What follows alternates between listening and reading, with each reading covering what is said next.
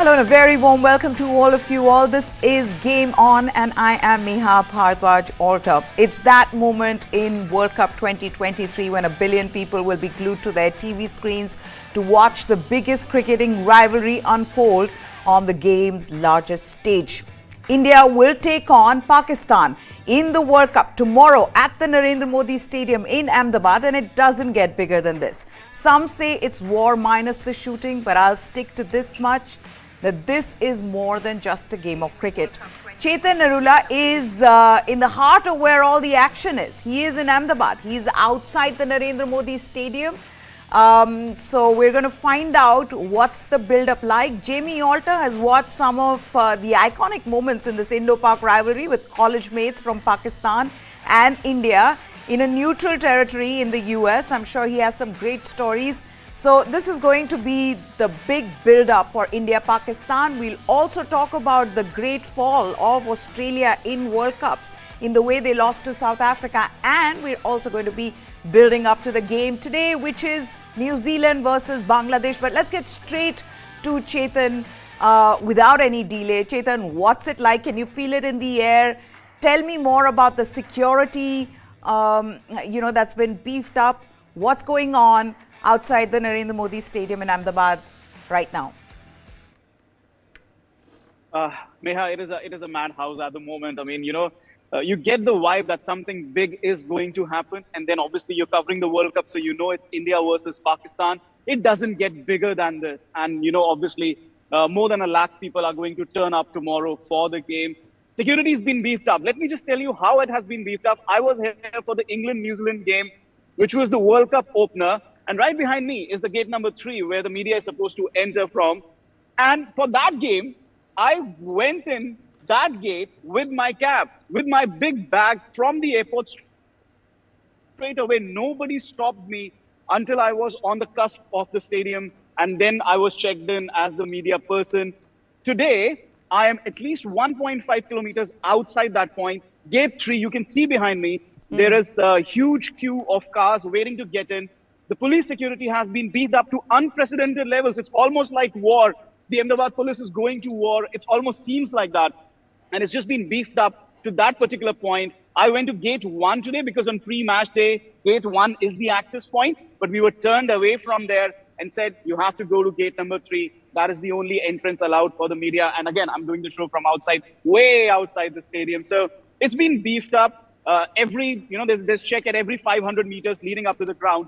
It's war-like, and you can say there will be war on the ground as well. It's India versus Pakistan after all. It doesn't get bigger than this. It doesn't get bigger than this also because this is happening in India, Jamie. When was the last time we saw India take on Pakistan? A long time ago in Ahmedabad. This happened in 2012. We're looking at, I think, Champions Trophy being the last tournament, right? And to see now India versus Pakistan, of course the rivalry is big. The rivalry is the biggest rather. But when you see India play Pakistan in Sri Lanka, it's not the same as India playing Pakistan in Ahmedabad in front of more than 100,000 people, right? And that's why I feel like this is going to be the biggest. Are you excited about this? I know for sure that going there would have been madness. So sitting from home and watching it. Still, this is going to be a huge game.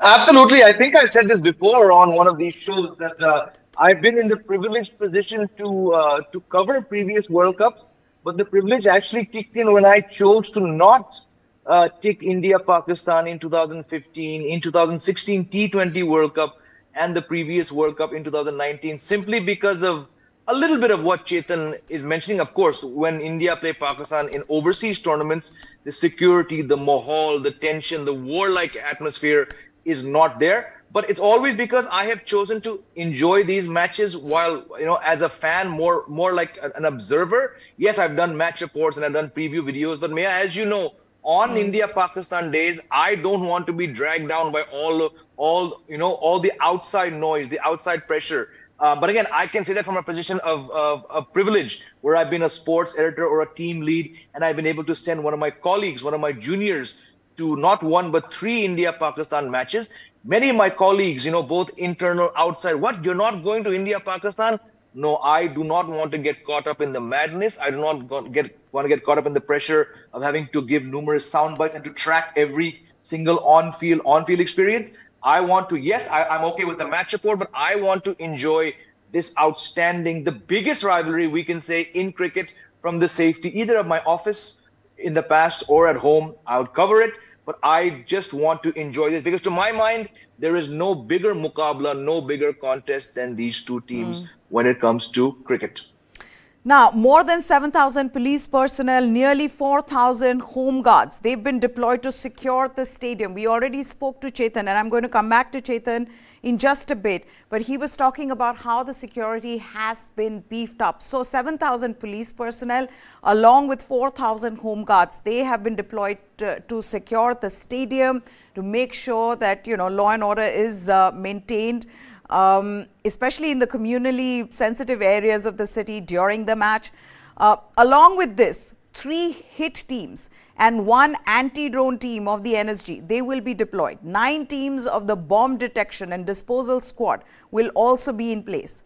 Today, the personnel will be guided and supervised by 4 senior IPS officers of the ranks of the Inspector General and the Deputy Inspector General, along with 21 officers holding the rank of Deputy Commissioner of Police. So can you imagine the kind of security that that is there outside the stadium and in the city?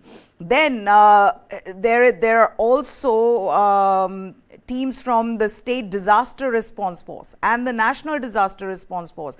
They will be stationed in the city. So you're not just looking at cricket, the game being played, but so much more that comes with it, Jamie, and rightfully so, because I don't think India, BCCI, ICC would want anything untoward happening before this game. So, of course, the security is going to be huge. That also then underlines how big this occasion is in terms of the rivalry between these two teams. Absolutely, and we've discussed this before. Whatever unfortunate situations or circumstances the Pakistan team found itself in, during the Asia Cup, having to play one match in Multan, then Palekile, then back to Lahore, then back. Babar Azam also said, "Ki yaar, hame bahut thakawat mehsoos ho rahi hai." I think that's something like what he was saying. But one thing which I've insisted on, I've stressed on since that Asia Cup, the one thing that Pakistan, the team, the players, the touring party does not need to worry about in India is hospitality and security. India for decades, for centuries, has been a very welcoming and very accommodating nation. Yes, geopolitical tensions absolutely strained, pushed to the max between the governments of these two countries, but India will always they'll pull out no stops, when they're hosting any country. Look at the security. I go back to the visuals of the Hyderabad airport, the way that Babar Azam team, the whole touring party was welcomed. And it's not surprising because look, this match was played in Ahmedabad. It was scheduled for Ahmedabad. It is designed to intimidate the Pakistan team. There are no fans. There'll be under 20 Pakistan journalists. This is 120,000 people in the stadium rooting for the home team, rooting for India. Fans will hope India make the final, but before the final, of every single, 42 odd league matches, 45 league matches, Maya, there's no bigger league match than this India-Pakistan clash. It's been hyped up. We're hearing there's a dance performance, Amitabh Bachchan, various luminaries, various VIPs. It's almost like, okay, we had no opening ceremony. Let's give you something like an opening ceremony before this India-Pakistan match. Let's be under no illusions, anyone watching. This match has been set up to be the match of the tournament other than the final, and it's been designed to put this touring Pakistan team under immense pressure. That's why it's being held at this stadium. So the other thing that I wanted to get your opinion on, and we'll try to connect with Chetan as well, who's outside the Narendra Modi Stadium in Ahmedabad. He was already telling us how the security has been increased in and around the stadium, and how when he'd gone for an earlier match, it wasn't, as crazy as it is, and understandably so. But Jamie, just the fact that BCCI along with ICC have arranged this opening ceremony kind of a thing, which is just basically a performance of some musicians and celebrities. I was wondering whether that's that's something that will go down well with fans. And why I'm asking this is that, you know, a lot of fans will say, look, we do not have the kind of relations that of a friendly neighbor with Pakistan. Why do this? Why have this grand gala before the India-Pakistan match? You haven't done it, you know, in the on the opening day of the World Cup. Why do you want to have it today? Just play a match, because this obviously is also coming, you know, after people are saying that, listen, why is India playing Pakistan? Why should that even be happening? So there is that polarization, you know, of opinion when it comes to playing Pakistan. But to at least have the ceremony, does BCCI really need to do this? To my mind, absolutely not, and very well outlined by you as you were setting up this question. Look, I mean, every single place we go as journalists, as fans, as just regular Indians, you mentioned the word, or you use the word polarization. The fact that India and Pakistan are competing at sport, not just cricket, at any level of sport, is already a polarizing factor. We saw this at the Firoz Shah Kotla with certain people, fans, spectators, journalists. Just today, I was asked on another live stream, point blank, why is India giving Pakistan players VIP security, Z security? So there's enough. You put four people together in any room across this great nation, and I'm willing to wage that two of them will be on one side and two of them will be on other side. Not just India, Pakistan, or sport, on any given topic. That is just the way that this country is operating right now. And it flabbergasts me that you didn't have an opening ceremony, okay? But now you've chosen this match. So when the nation, like you said, the nation is already polarized very clearly between whether the two countries should be communicating, should be playing sport. You mentioned the list of DSPs and whatever. I mean, you mentioned so many security levels are being deployed across the city of Ahmedabad just so that this 8-hour match can go on. Now, on top of that, you want to have the nuisance of a grand show, that too at what, 12:30, I believe the visual said. 12:30 in the baking hot sun of Ahmedabad, you're going to have this performance. What is the need? You know, I'll be very open, very honest. I'm not one of those people, Meha, who has a problem with India and Pakistan playing sport. I believe sport has a great value. It brings nations together. Yes, we can all have our certain views on politics. I'm of the firm opinion that sport should continue. But what about those that do not? Are they going to be happy seeing this tamasha, the roster of singers and dancers? No. And as someone who, I just said, I'm all for sport, but I'm not for this tamasha before this match. If you wanted to do this tamasha, like all previous big major sporting events, especially cricket events held in this great country, it should have happened at the opening ceremony. It is just a sideshow. It is a deflection. And I'm going to stick my neck out here, May, and I think this might at some point come back to bite the BCCI where it hurts in terms of the fans, the common man's emotions and response. Another thing being that, like you rightly said, maybe they should have had an opening ceremony, or should have had this kind of grand gala happening at the opening ceremony, not before this, because of you know, the rivalry itself and the fact that there is tension between the two countries and that they don't play bilateral series. I mean, I would understand if you were trying to do this when these two teams would play bilateral series, but they don't. This is in a long time that that Pakistan are even traveling to India. We know that India pulled out of going to Pakistan for the Asia Cup, and that's why it was held at a neutral venue. So seems surprising that BCCI would go ahead and create all this hula baloo around the match itself. Yes, Pakistan and India are playing in a World Cup, and they have every right to be there playing the World Cup, both the teams. That's not a bilateral tournament. It's a global tournament where both have qualified to be there. So yes, you play the match, but to hype it up in this way, to jump onto that you know, bandwagon, popularity bandwagon, I would think that could have been avoided. And like you rightly said, Jamie, that this might come back to hurt the BCCI. What this also means is, now you're not only just going to get this build up, there's going to be a ceremony where, you know, top singers would be performing, but you're also going to get a fantastic game. Why? Because Pakistan and India both have looked so good in this tournament, Jamie. And I think when it comes to action on the field, Asia Cup was a damn squib. India, one match was washed out and the other one, India won quite comfortably. In fact, by the biggest margin against Pakistan. Are you seeing a more even contest? Are you seeing a close contest tomorrow? Maya, you've asked this question to us before because of the recent matches. I'm going to use something that I said earlier. Had this specific question about just this World Cup match been asked earlier during the Asia Cup, I would have given you a slightly different response in the sense that I would have been slightly more optimistic of a close contest or a Pakistan challenge had things not gone down the way you just very accurately mentioned in the Asia Cup. A damn squib in Palekele. It was only a month ago, but oftentimes in this social media era, people forget what happened last week. Let me just remind the viewers that Pakistan came into the World Cup in the views of us, as well as Chetan here and other guests, as if not the favorite, then perhaps the strongest team to enter the Asia Cup, right? They beat Nepal in that first match in Multan by 238 runs. Their trio of fast bowlers was breathing fire. Shadab Khan was taking wickets. Babar Azam got 151. It was a commanding win.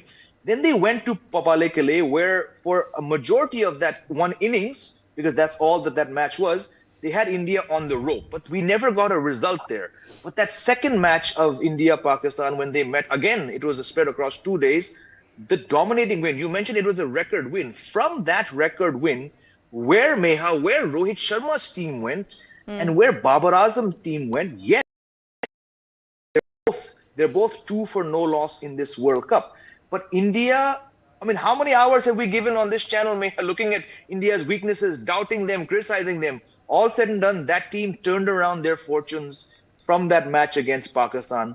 They won the Asia Cup. They brought back Ravichandran Ashwin. They've got KL Rahul operating at an outstanding level. They've got Shreyas Iyer operating at a pretty decent level. All the things which we were saying perhaps could be weaknesses have all almost vanished when it comes to India looking at tomorrow's match. I personally cannot say the same about the Pakistan team. Losing Naseem Shah in that match against India, that was a massive blow. Babar Azam is not scoring runs. Yes, Asadullah Shafiq has come in belatedly and done what Fakhar Zaman could not do. Rizwan is looking good, but this Pakistan team with the misfiring Nawaz, with the misfiring Shadab Khan, without Naseem Shah, I just don't see them putting up the kind of fight I would have expected from them a month ago looking at this match. I believe the track is going to turn because it's going to play into what India wants. And let's face it, once Ashwin came in, Meha and our viewers, the strength is now spin. I just cannot see a really close contest. Maybe Pakistan will crumble under the pressure of 120,000. I don't know. This is I don't know. It's looking overwhelmingly in favor of India tomorrow. Okay. I hope for our sake, for the fans' sake, we get a good contest, but I have doubts looking at how Pakistan are performing these days. There is still no clarity on whether the visas have been issued to the journalists as well as the travelling Pakistani fans. Chetan can give us more information on that. He's outside the Narendra Modi Stadium, a couple of kilometers away, because the security has been beefed up, as we've been telling all our viewers. Chetan, you're back. Tell me, what is the situation when it comes to the visas for Pakistani fans as well as journalists? And secondly, talk about the pitch for us. Is it going to be another spinner's paradise in Ahmedabad, or is it going to be a more even pitch?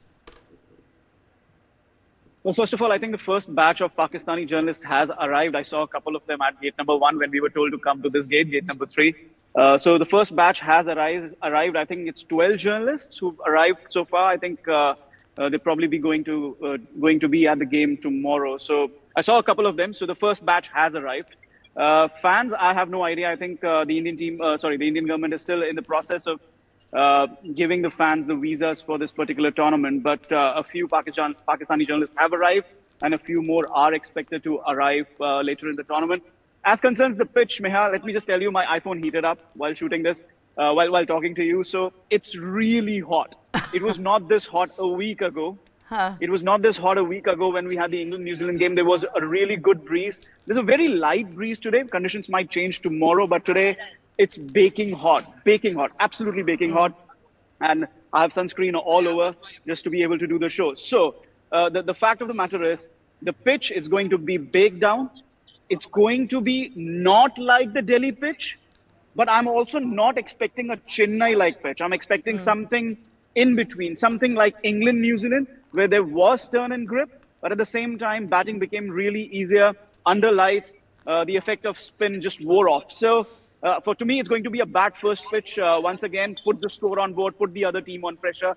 And like Jamie said, I was listening to him, Babar Azam hasn't scored a lot of runs. Rizwan is the dangerous guy, the opener. They've got a new opener now, Abdullah Shafiq. He's got that 100. But Babar Azam, he hasn't scored runs against India. He hasn't scored runs in, I think he averages, 26 against India, hasn't scored a half century in 7 matches. And, even in this World Cup, he hasn't had a great start. So from that perspective, I think India, obviously, firm favorites, 1 lakh people cheering them on. So all of that. But again, the pitch, I expect somewhere between Delhi and Chennai. Okay. The other thing, guys, the pressure, Chetan, you said, it's going to be a partisan crowd, right? There are going to be only Indian fans. We still don't know whether Pakistani fans have got their visas. I want to know, will the pressure be firmly on Pakistan, Jamie, or will India feel the pressure as well? Yes, they'll be supported by, this 1 lakh plus crowds. But at the same time, we know what this means, right? You become heroes and villains overnight when it comes to India, Pakistan. So that pressure, especially playing in front of home crowd, it is going to be different, and a lot of these players haven't felt that pressure.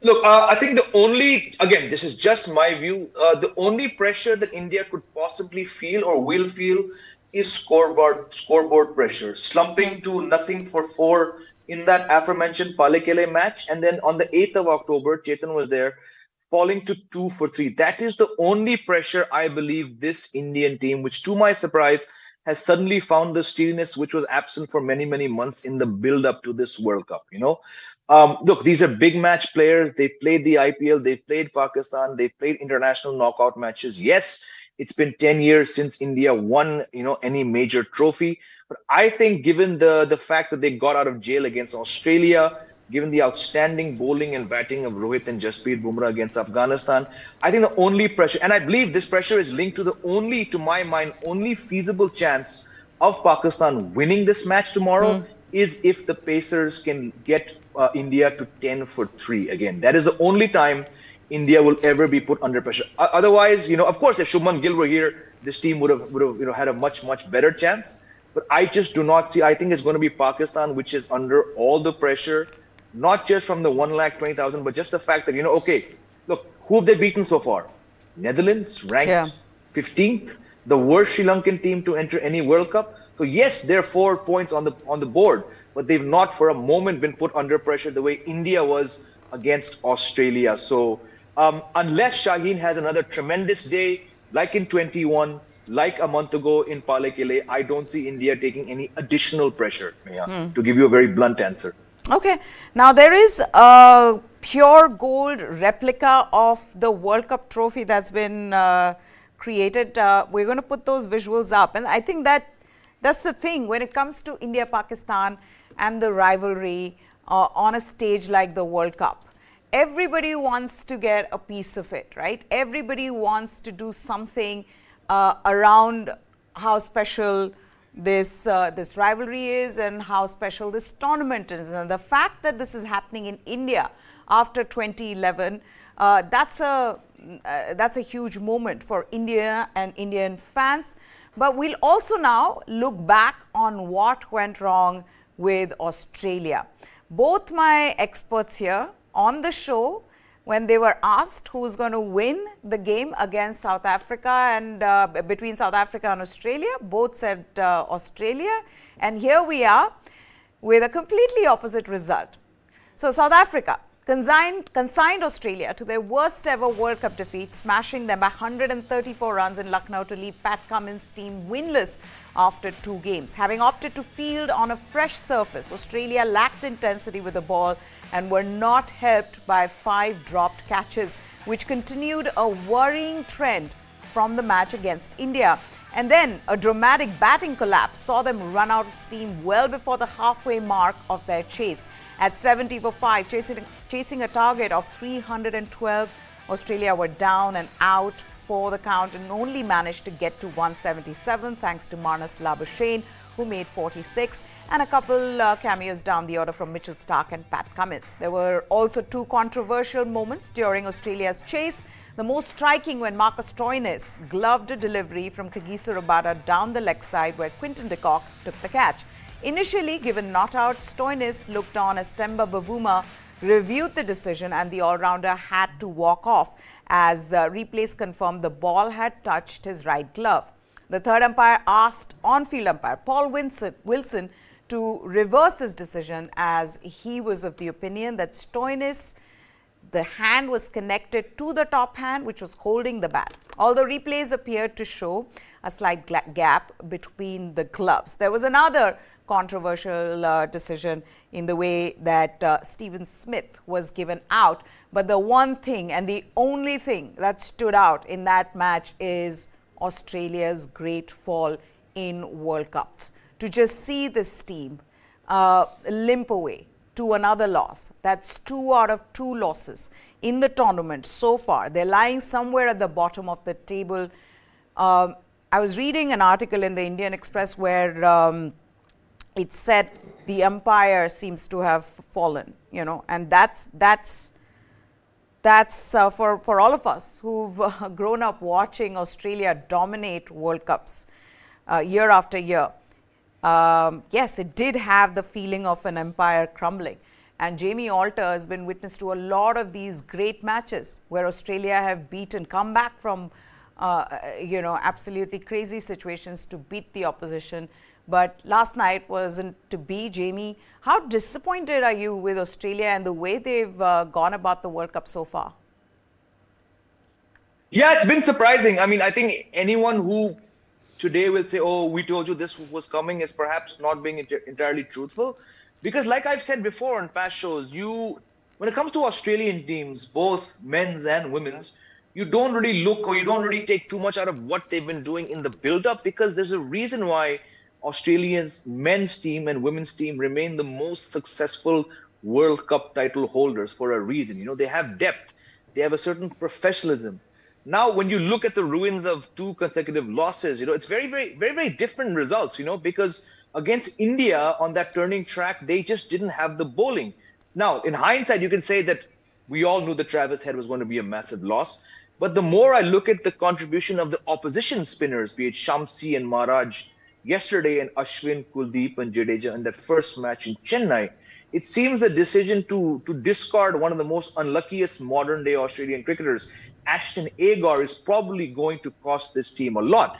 No one here on this show would have predicted that Adam Zampa would be so abject, so poor after two matches. That's a major setback. But I go back to something I said earlier. This team cannot operate with David Warner, Stephen Smith and Marnus Labuschagne being 3 of your top 4 batsmen. If you need to have someone to be that anchor, let David Warner do it, because David Warner's one-day numbers, white ball numbers, IPL numbers dwarf whatever Stephen Smith and Marnus Labuschagne have achieved.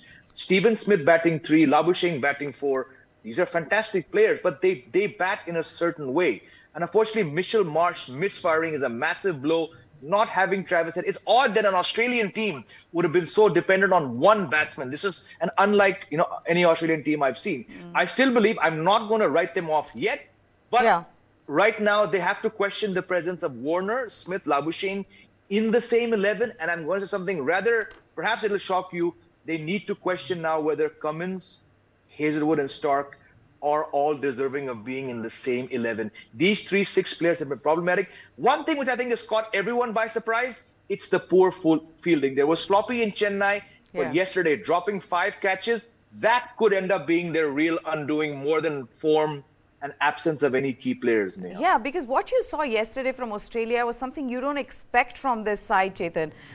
To just see, and coming into the tournament, we knew that they haven't had a great build-up. They'd lost to South Africa earlier. They'd lost to then India. But you just knew that come the World Cup, come the big matches, that they are going to just get better.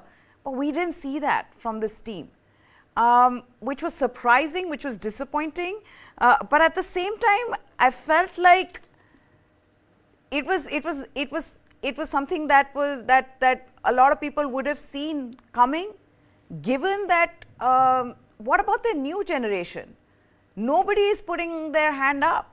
I mean, how long are you going to be dependent on David Warner and Steve Smith? What about the others? You know, you made those 2 changes, that didn't help you. Cameron Green was made to sit out. Marcus Stoinis came in. Marcus Stoinis has had a horrendous time. You know, similarly, Josh Inglis was brought in. But nobody is really, you know, putting their hand up from the new younger players, which is another problem, because then you're looking at the future of Australian cricket there. Well, first of all, let me say that, you know, I called Australia to win yesterday's game and it did not happen. So, yeah. Yeah, both of you. Yes, both of us. But yes, look, I was speaking, while the game was on, I was speaking to somebody in Australia, one of the huge fans there. He's followed Australian cricket for a long time. And they're not happy with this, you know, with the combination of the side. They feel that this side is tired from this summer's schedule. They had a long outing in England, 5 test matches in 5 weeks. And unlike England, this Australian side has the same core of players which played the Ashes and now is playing the World Cup, which is why we saw some of them take rest, some of them nursing injuries. They didn't play their full-strength side in South Africa. They didn't play the full-strength side in the series before this World Cup in India. But again, they had us fooled. Because this is an Australian side, because they are so professional, because they're so intense, you, and obviously 5-time champions, you think that even whatever happened in the build-up, losing so many games, 5 games out of 8, you still thought that this Australian team, when it arrives for the World Cup, it will be a different Australian side. That reputation precedes them. And I think it fooled a lot of us, especially me. I call them out as the finalists, potential champions. But now it's looking like they will probably struggle to reach the semi-finals. And like I said, the fan that I was speaking to in Australia, they're not happy with the combination of the side. They're not happy with so many players on the verge of retirement. David Warner, he's not going to play long. Steve Smith, last World Cup. Manas Labuschagne, is he even World Cup material? Or is he even ODI material? Glenn Maxwell, how inconsistent is he? That guy is so overrated. I mean, I just have to say this out loud. He is so overrated. I don't remember the last time Glenn Maxwell won Australia a match. Probably in 2019, before the World Cup, he won a T20 game or something like that. I don't even remember the last time he won ODIs for Australia. So just so inconsistent, so overrated. And the Australian crowd is waiting. When are they going to move on from Glenn Maxwell? So half the side needs to go. They need to bring in fresh blood. This is what's going to happen post this World Cup. That's the mood from Australia. They're already looking to post this World Cup. It seems like this World Cup is already gone for the Australian public.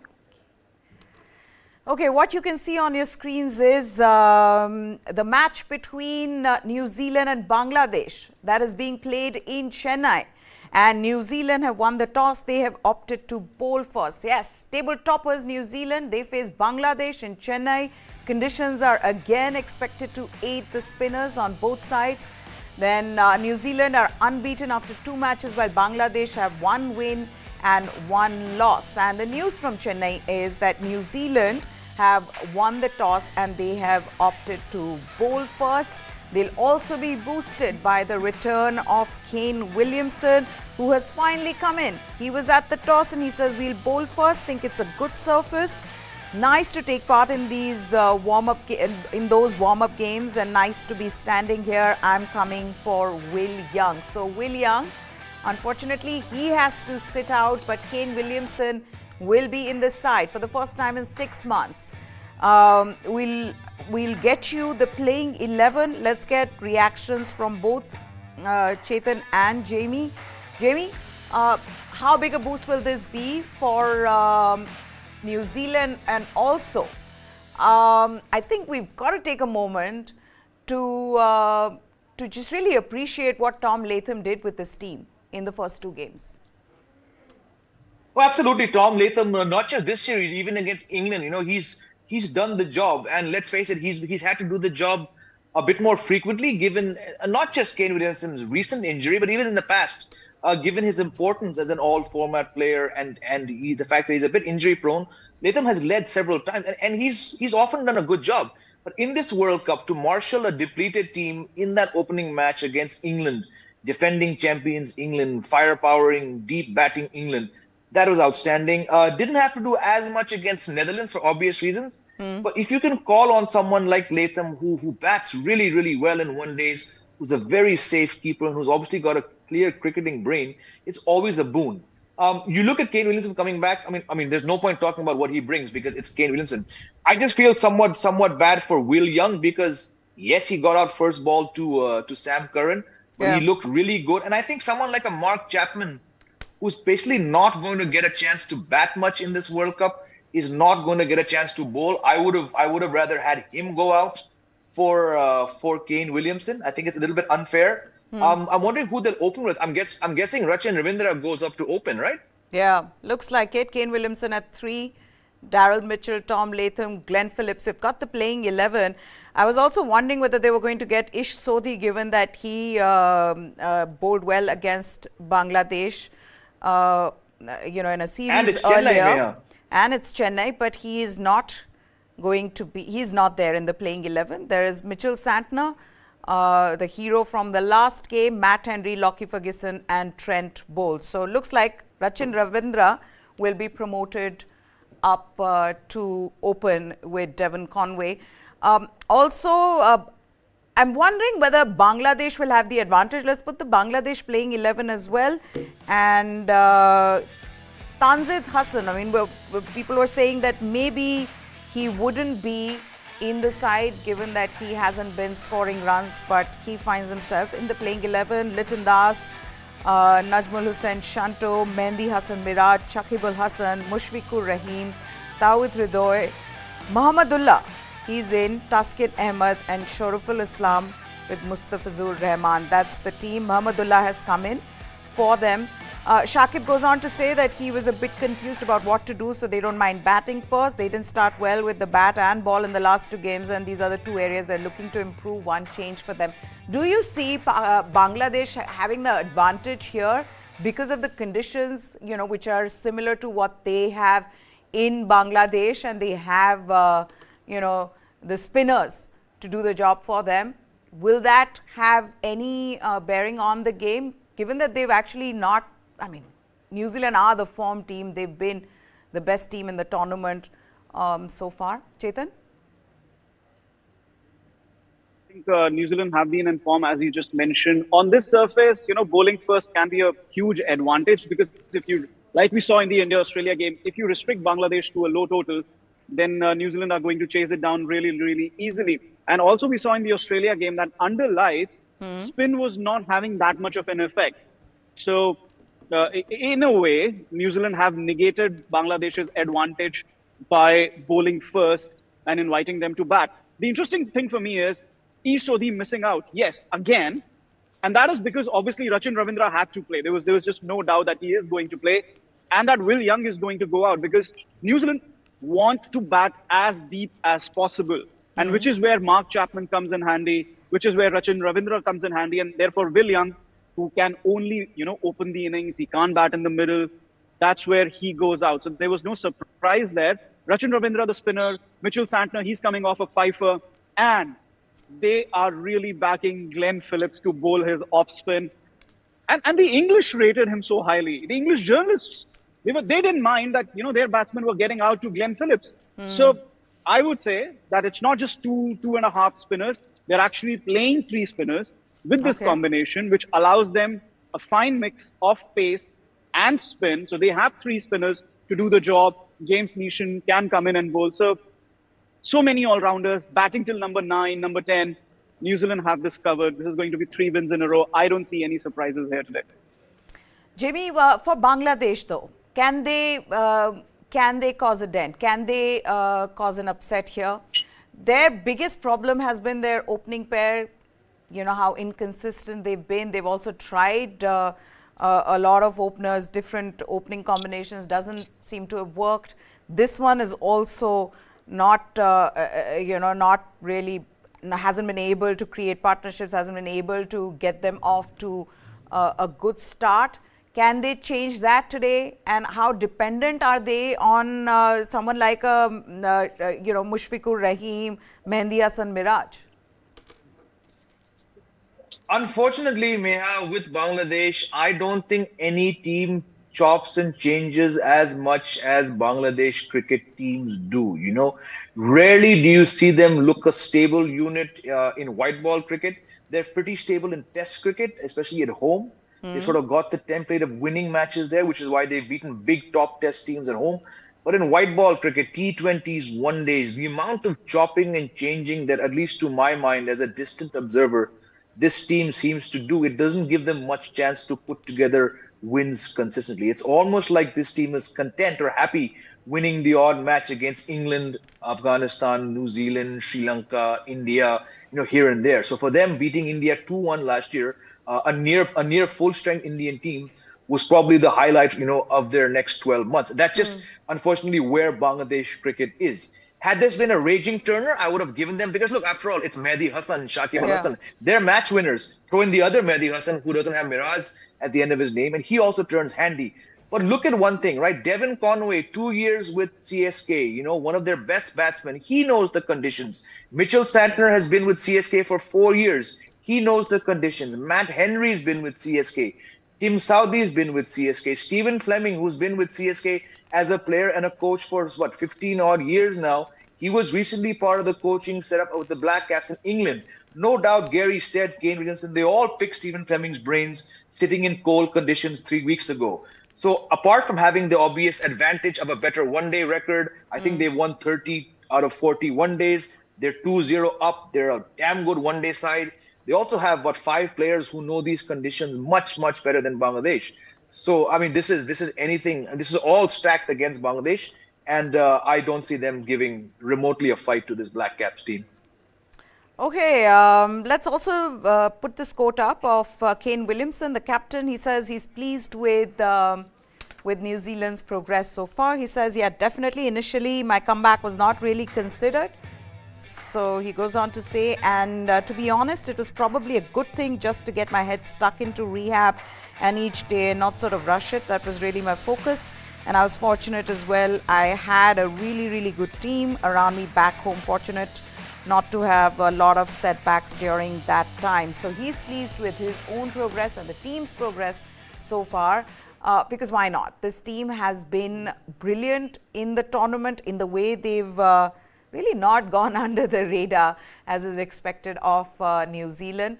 In fact, I can say the same about South Africa. These two teams have created quite a stir, and I have a feeling now in that top 4, suddenly for a lot of people, South Africa have snuck in, Chetan, after their beating Australia. Well, for me, New Zealand versus South Africa on 1st November in Pune was always going to be the game to decide the semi-finalists. I think I said that in the build-up to the tournament as well. For me, Pakistan were not in the 4 semi-finalists, and South Africa were the dark horses. It was a matter of their bowling clicking, really. Their batting, most of their batsmen have that IPL experience, but it's similar to what England have, what Australia have, what every other team has, what New Zealand has. But the difference with South Africa is they are actually clicking together. Those 3 matches that they won back-to-back against Australia gave them the confidence, gave them the momentum, and they are using it to click here. Absolutely. That win against Sri Lanka, that just cemented their confidence. So as a batting unit, you really need to click, which is something, again, Australia has the IPL experience, but they're not clicking. So it shows you the other side of the equilibrium. So South Africa can do wonders. These batting conditions suit them. It's just a matter of 2 things. One, their bowling, clicking again and again. Rabada, what brilliant bowling yesterday. Can he keep doing that throughout the tournament? Can the others keep on supporting him? They'll miss Anrich Nokia, but again, Rabada has to lead the line. And the other thing that they obviously need to overcome is the C tag. I mean, can they stop choking at important junctures? I doubt there's going to be any rain through the tournament. But again, can in important matches, when they need to confirm qualification or in the semi-final or the final, who knows? Yeah. Can they stop choking? So I think they can do something really great, but it's those two factors that we'll have to watch out for. Okay, the good thing is that they've crossed one big hurdle of, that psychological hurdle of beating Australia in the way they did. Quickly, I'm guessing both of you will say New Zealand will win today, so there is every chance that Bangladesh might. Well, yeah, I mean, I knew that was coming. But okay. I knew that was coming, but New Zealand, okay, yes, sometimes I'll still go with New Zealand. Okay, sometimes it's okay to be predictable. Thank you so much, guys, for joining us here. News9 Live is what you all need to subscribe to for all the latest. How do you like our programming? Do let us know in the comment section below. And also, who do you think will win today? Let us know which is the team that you're supporting in this World Cup. Who do you think are your top four? We'll take those questions up on the show as well. For now, that's it from us. Goodbye. Thanks for watching.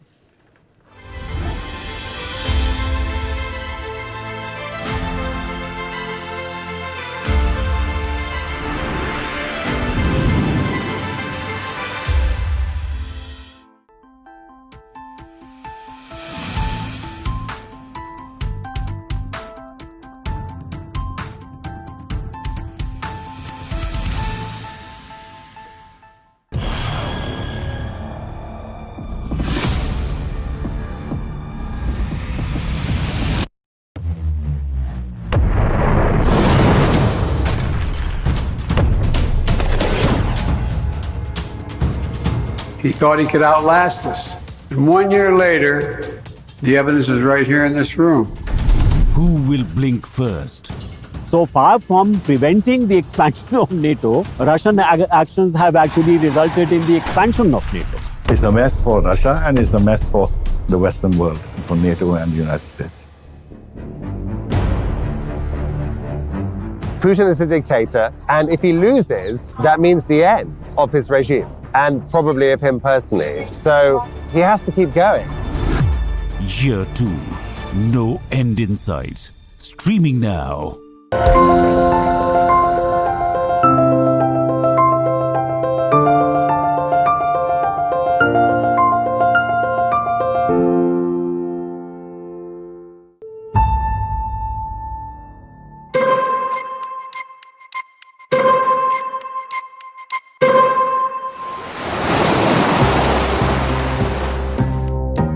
In a quiet corner of India's Goa, in the home of a retired Rear Admiral of the Indian Navy, lies a centuries-old samurai sword that was once owned by a World War II fighter pilot. Today, it could be worth millions, and you and I must return it. Intrigued? It all begins with Group Captain C.G.I. Phillip. He was a veteran of the Royal Indian Air Force, fighting Imperial Japanese forces in Burma during World War II.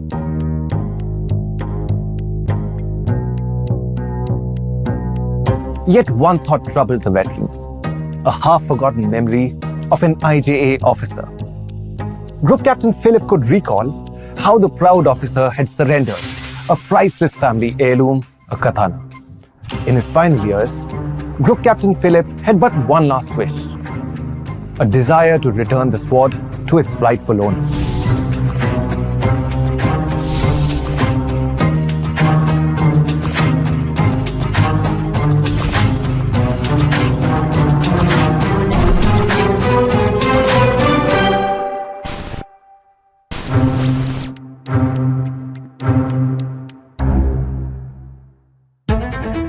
This is the sword that Group Captain Phillip brought back from World War II. At around 3 feet from the handle to the tapering edge, it weighs about 2.5 kgs. The blade is blackened with age, the ornamentation worn and fading. A jaded family crest is still visible, though it's difficult to decipher. But there's no doubt. This is a traditional katana, once spotted proudly by Japan's famed samurai. In 2022, a similar sword was sold by Christie's for a whopping $239,000. Today, it lies in the care of Rear Admiral Philippos, who inherited it from his uncle, Group Captain Philip. He was my local guardian when I was at the NDA from 82 to 84. It's a phenomenal thing if you look at it now. So every term when I was in NDA, when 6 terms, so I would go to their place on one odd weekend and mainly on these midterm breaks, which I eagerly looked forward to. It's a 3-day break in the middle of the term.